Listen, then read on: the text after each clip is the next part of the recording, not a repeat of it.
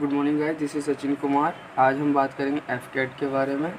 What is AFCAT and हम इससे क्या कर सकते हैं। So basically what is AFCAT? AFCAT is known as air force common admission test. Air force common admission test, air force common admission test जो है वो किसके लिए है? For the recruitment in the Indian air force. Indian air force के अंदर recruitment के लिए है। तो कैसे रिक्रूटमेंट के लिए? On the post of the officer, officer की पोस्ट के लिए ये रिक्रूटमेंट किया जाता है। अब जो इंडियन एयरफोर्स है इसने क्या करा है, इसने इनवाइट किया है application for man and women के लिए जो इन इंडिया के अंदर जितने भी रहते हैं according to Indian citizen act 1955।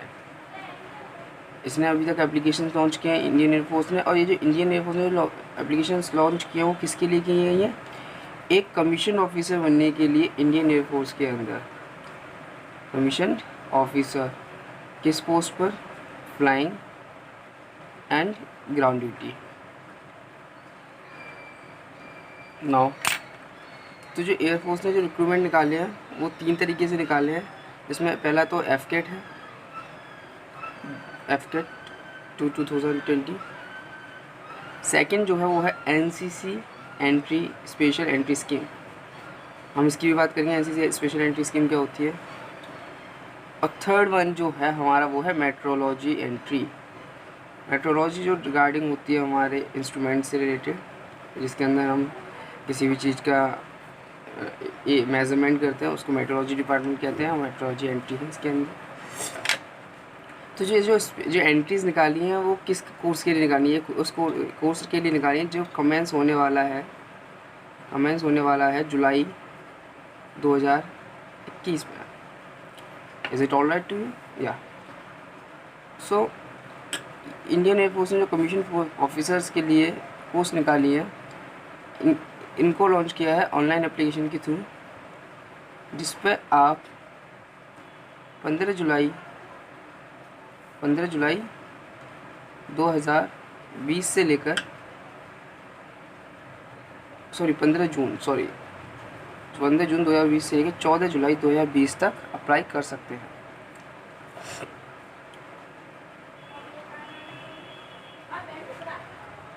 अब इसके अंदर जो पोस्ट निकाली है वो कई सारी पोस्ट हैं जिसके अंदर आप अप्लाई कर सकते हैं। पहला तो है short service commission flying branch के अंदर, and permanent commission flying branch के अंदर। थर्ड है short service commission in ground duty, technical post as well as non technical post. Non technical post. अब जो एफ कैट जो एग्ज़ाम होने वाला है वो 3 चयन प्रक्रिया करेगा। पहली तो फ्लाइंग के अंदर जो ऐसा मैंने आपको बताया, सेकंड टेक्निकल के अंदर, और थर्ड है ग्राउंड ड्यूटी के अंदर। Ground duty. अब हम ब्रांच परमानेंट कमीशन और सोशल सर्विस कमीशन की बात करते हैं कि है क्या चीज़ है। परमानेंट कमीशन वो कमीशन होता है जिसके अंदर अपनी सुपर मतलब कि जितनी भी पूरी नौकरी होती है जब तक होने ना हो पाए, जब तक वो उसके अंदर जॉब करेगा। क्या करेगा? जॉब करेगा।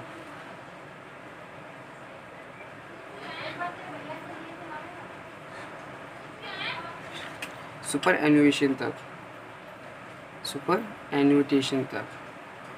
लेकिन शॉर्ट सर्विस कमीशन के अंदर वो अगर फ्लाइंग ब्रांच के अंदर गया है तो 14 साल तक, अगर वो ग्राउंड ड्यूटी में गया है तो 10 साल तक वो अपने आप को सर्व करेगा।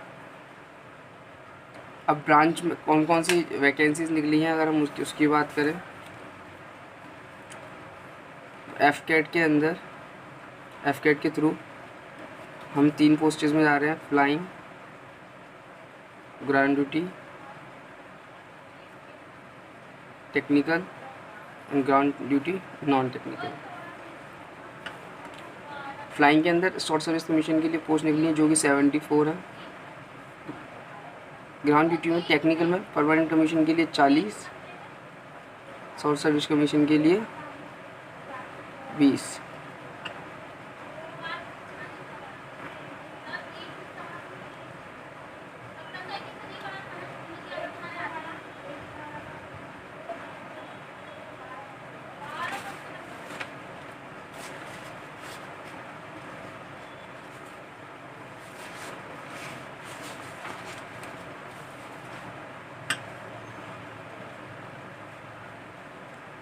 परमानेंट कमीशन के लिए 23 एंड शॉर्ट सर्विस कमीशन के लिए 16।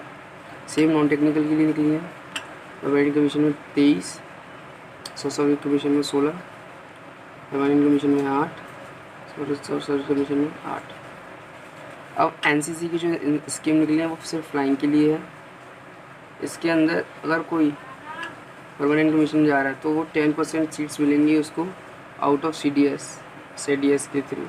CDS में जो सीट्स बच जाएंगी उसमें, और अगर वो शॉर्ट सर्विस कमीशन के थ्रू जाए तो 10% सीट्स मिलेंगी आउट ऑफ FCAT। ठीक है। अगर कोई मेट्रोलॉजी के थ्रू जा रहा है, किसके थ्रू? मेट्रोलॉजी के थ्रू, तो उसे परमानेंट कमीशन में 10 सीट्स मिलेंगी और शॉर्ट सर्विस कमीशन में 12 seats. Is it clear to all of you? Okay. Now हम अब बात कर लेते हैं एज के बारे में। एज क्या रिक्वायरमेंट है? जो एज की रिक्वायरमेंट है वो हमारे एयरफोर्स में 20 से 24 साल लगी है फ्लाइंग ब्रांच के लिए। ठीक है। जो कि जुलाई 2001 तक होनी चाहिए। 2021 तक जुलाई 2021 तक 20 से 24 साल के बीच में होना चाहिए। लेकिन उन्होंने एक रिलैक्सेशन दिया है, बहुत रिलैक्सेशन दिया है, ये नोट पॉइंट है। अगर किसी के पास कमर्शियल ग्राउंड ड्यूटी के लिए 20 to 26 ईयर्स, जो कि जुलाई 2001 तक होनी चाहिए। अब जितने भी अगर हमारे जो रिक्रूटमेंट होंगे उनकी जो ट्रेनिंग होगी वो कमेंस होगी 1 जुलाई 2021 से एयरफोर्स एकेडमी के अंदर, जो कि दुंदियागढ़ हैदराबाद में है। दुंदीगढ़ हैदराबाद।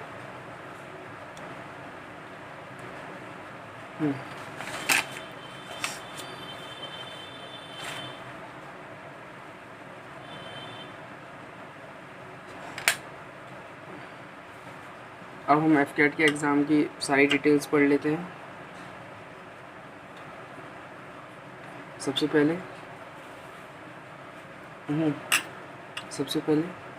कि इसको कंडक्ट कौन करा रहा है? Indian air force.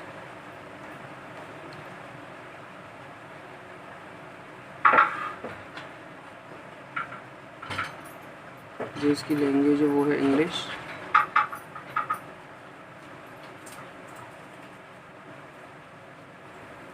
और जो मोड ऑफ एग्ज़ाम होने वाला है जो वो ऑनलाइन है। एग्ज़ाम जो भी ऑनलाइन।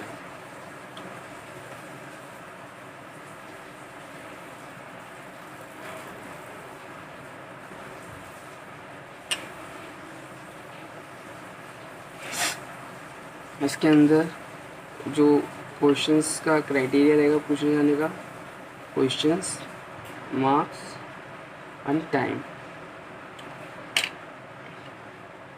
जनरल अवेयरनेस से जो क्वेश्चंस वो पूछे जाते हैं वो 20 क्वेश्चन पूछे जाते हैं जो कि 60 मार्क्स के होते हैं। वर्बलिटी रीजनिंग इसको बोलते हैं अपन लोग, 30 क्वेश्चन पूछे जाते हैं, 90 मार्क्स के होते हैं। न्यूमेरिकल एबिलिटी 15 क्वेश्चन पूछे जाते हैं, 45 मार्क्स के होते हैं। एंड रीजनिंग 35 क्वेश्चन पूछे जाते हैं जो 105 मार्क्स के होते हैं। इन सबका जो टाइम ड्यूरेशन होता है वो 2 आवर्स होता है।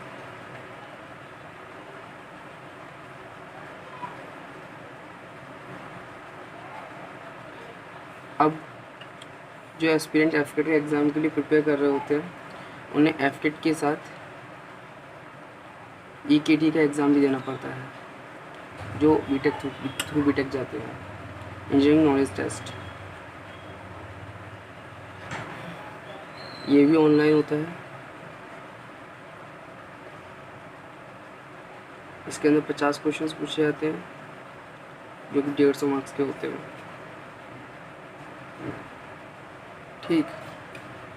और ड्यूरेशन जो होती है टाइम की वो 45 मिनट होती है। इसके अंदर जो सिलेबस आ रहा होता है वो मैकेनिकल, अगर मैकेनिकल ब्रांच का है कोई तो कंप्यूटर साइंस, अगर कोई कंप्यूटर साइंस का है इलेक्ट्रॉनिक्स, अगर कोई इलेक्ट्रॉनिक्स ब्रांच का है तो। अगर हम एजुकेशन क्वालिफिकेशन की बात करें इस एग्ज़ाम के लिए, तो जो एजुकेशन क्वालिफिकेशन फ्लाइंग ब्रांच के लिए जो मांगी गई है वो है 60% मैथ और पीसीएम में। और ग्रेजुएशन किसी भी एक कोर्स के अंदर जो बीटेक से रिलेटेड हो विद 60% एग्रीगेट। ग्राउंड ड्यूटी के लिए जो क्वालिफिकेशन मांगी गई है वो है एरोनॉटिकल इंजीनियरिंग इलेक्ट्रिकल से प्लस 10+2 विद 60% एग्रीगेट।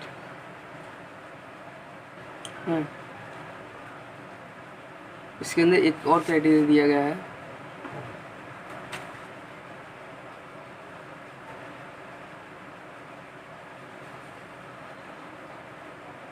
एक एग्ज़ाम होता है सेक्शन ए और बी जिसका हमें किसी भी बॉडी को क्लियर करना है। उस एग्ज़ाम का नाम है associate membership of institution of engineering, associate membership of institution of engineering. Associate हम याद करेंगे साथ में, associate membership of institute of engineering, institute of engineering. ठीक। अभी तक जो हमने डिस्कस करना था वो सारा चीज़ हम डिस्कस कर चुके हैं एफकेट के थ्रू। एक बार हम रिव्यू देख लेते हैं क्या क्या चीज़ें। एफकेट का एयरफोर्स कॉमन एडमिशन जो कि flying branch technical branch ground duty के लिए किया जाता है। इंडियन एयरफोर्स कंडक्टिंग बॉडी होती है, इसकी इन्वाइट करती है मैन एंड वुमेन को इंडियन सिटीजनशिप एक्ट के थ्रू कमीशन ऑफिसर्स से फ्लाइंग और ग्राउंड ड्यूटी के लिए। जो इसने जो एप्लीकेशन पोस्ट निकाली है वो निकाली है एफकेट 2020 एनसीसी स्पेशल एंट्री स्कीम के लिए, मेट्रोलॉजी एंट्री के लिए, जो कि किस कोर्स के लिए जो कमेंस होने वाला 2021 से। इसके अंदर दो तरह की पोस्टेज हैं, short service commission and permanent commission. Short service commission क्या होता है उसको जान लेते हैं। वो है सुपर इन्विटेशन तक, मतलब कि उसकी पूरी जॉब होने तक वो हमारे उसके अंदर रहेगा।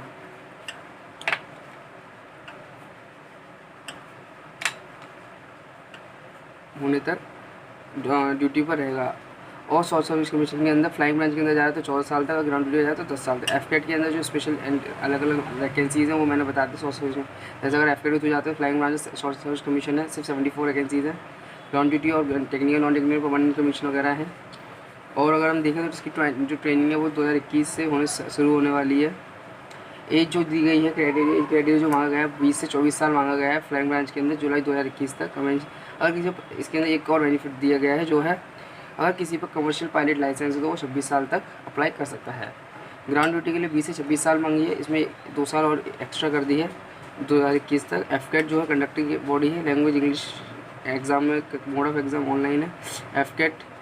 लेकिन अगर हम इसमें एक एंट्री होती है एफकेट, एनसीसी मेट्रोलॉजी में कुछ भी नहीं, लेकिन एफकेट एंट्री के अंदर ईकेटी एग्ज़ाम भी देना पड़ता है जिसका जो ड्यूरेशन होता है वो 45 मिनट का होता है। उसमें 50 क्वेश्चन पूछे जाते हैं, 100-150 मार्क्स के होते हैं। जो इसके अंदर सिलेबस कवर किया जाता है general, verbal, numerical, reasoning. General में 20 क्वेश्चन 60 मार्क्स से 30 क्वेश्चन। जो टोटल क्वेश्चन होते हैं हमारे 100 क्वेश्चन पूछे जाते हैं। ठीक, 300 मार्क्स के और 2 घंटे का पेपर होता है। फ्लाइंग ब्रांच के अंदर मैंने अब इसमें एजुकेशनल क्वालिफिकेशन क्या मांगी गई है, एजुकेशनल क्वालिफिकेशन ये भी मैंने बता दी। फ्लाइंग ब्रांच के लिए 60% नॉर्मल है ये सब चीज़ें, ये फालतू चीज़ें। So thank you guys for listening me. हम अगली बार मिलेंगे तो उसके अंदर हम सिलेबस की पूरी जानकारी लेंगे। सिलेबस एफ कैट का जो सिलेबस है रिक्रूटमेंट के लिए जो हमें पास कराएगा उसके सिलेबस की जानकारी लेंगे, ठीक, जिसको हम प्रॉपर तरीके से एनालाइज करेंगे। प्लस ये भी देखेंगे कि हम उस सिलेबस के अंदर कौन कौन सी चीज़ें पहले ग्रेस्प करें, कौन कौन सी चीज़ें बाद में ग्रेस्प करें, जैसे कि हम अपना जो टेस्ट है, हमारा जो टेस्ट होने वाला है, हम वहाँ तक जल्दी से जल्दी कवर कर सकें। So thank you guys.